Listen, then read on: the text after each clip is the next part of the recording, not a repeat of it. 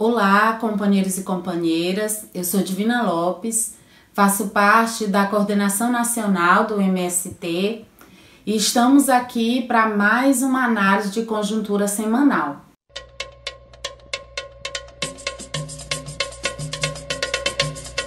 Na análise de conjuntura dessa semana, nós vamos refletir sobre duas questões.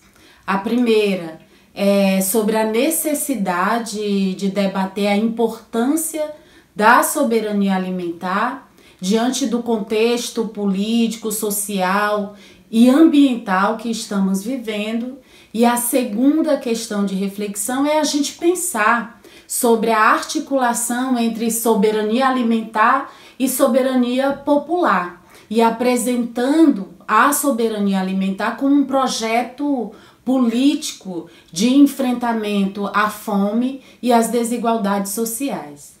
Primeiro, expressar o nosso luto, a nossa solidariedade e também a nossa revolta por essa semana nós termos atingido a infeliz marca de 600 mil mortes pela Covid-19 em nosso país. Então, estender a nossa solidariedade a toda a população brasileira, a todas as famílias que perderam seus membros, mas ao mesmo tempo reafirmar a nossa luta.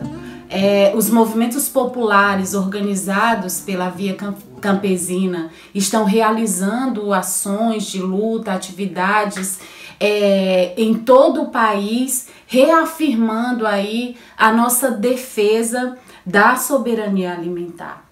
E aí a gente pode se perguntar por quê? Por que defender a soberania alimentar em nosso país? Primeiro é importante que a gente reflita e que a gente compreenda que as desigualdades sociais, elas são produzidas em nosso país. As desigualdades, elas não são naturais, elas são produzidas. Elas são produzidas por um modo de produção e reprodução da vida que é capitalista, que visa o lucro e a concentração de riqueza nas mãos de uma minoria. E a socialização da pobreza, da miséria, para uma grande maioria da população em nosso país.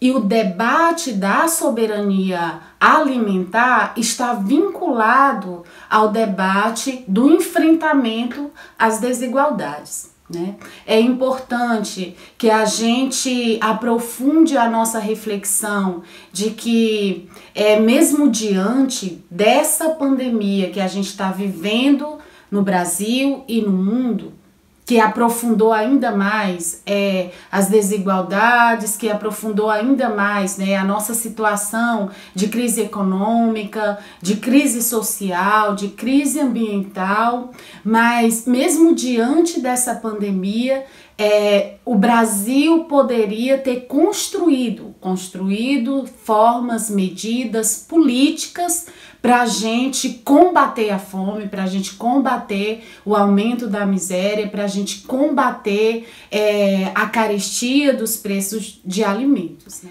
Se nós estamos vivendo uma situação de extrema vulnerabilidade em nosso país, a gente poderia atribuir isso a dois fatores, né?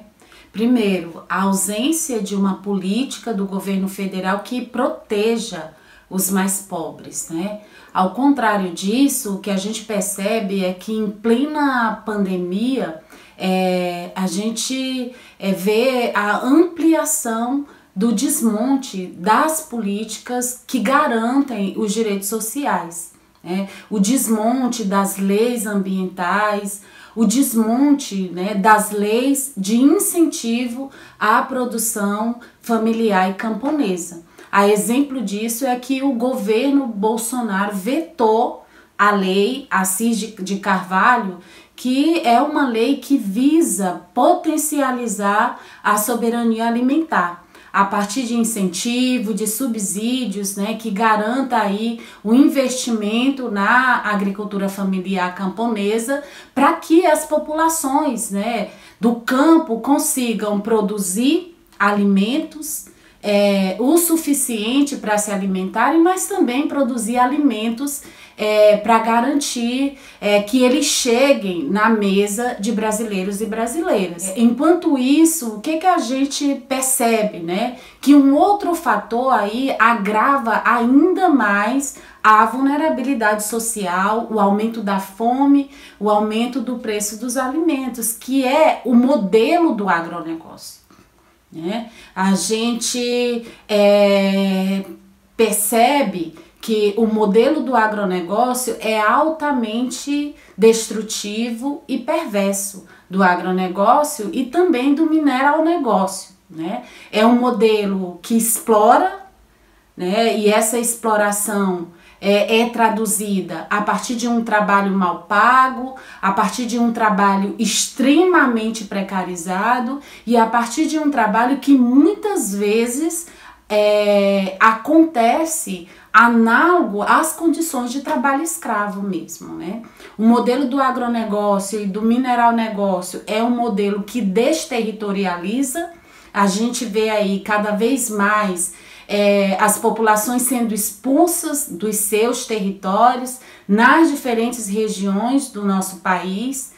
É um modelo que violenta as vidas humanas, mas também as demais vidas que estão presentes na natureza, né? A gente vê a morte, né? A morte das plantas, a morte dos peixes e também a morte das pessoas, né? Então é um modelo que violenta, mas também mata, né? Mata, degrada as vidas e degrada o meio ambiente. E é um modelo que ajuda, que contribui para produzir ainda mais fome e miséria em nosso país. Então é importante que a gente reflita e que a gente entenda, né, que se nós estamos sofrendo em nosso país por a gente ver que nós temos cerca de 20 milhões de trabalhadores e trabalhadoras famintos e famintas, e grande parte desses trabalhadores e trabalhadoras são os que estão em regiões mais pobres, são os que estão em condições mais vulneráveis, são as populações, inclusive as populações negras, as populações indígenas,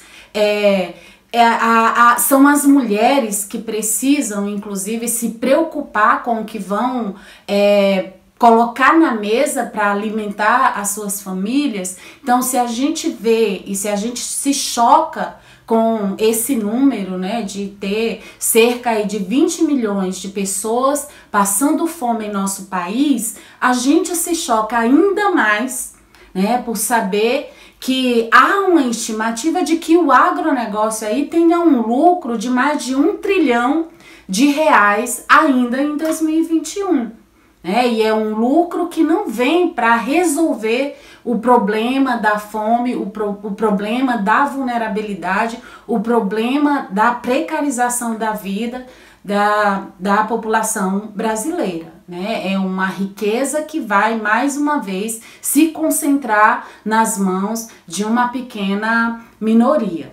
A segunda questão que a gente se propôs a tratar, a refletir, é exatamente sobre o papel da soberania alimentar articulado à soberania popular como uma questão estratégica para a gente combater a fome e as desigualdades em nosso país.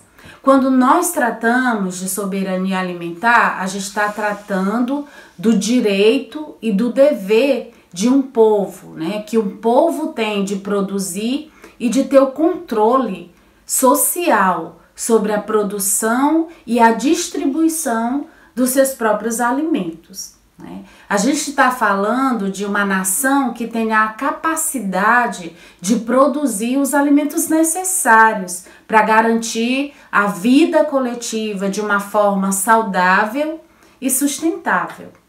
E quando a gente trata da soberania alimentar, a gente recoloca aqui algumas questões que são estruturantes em nosso país.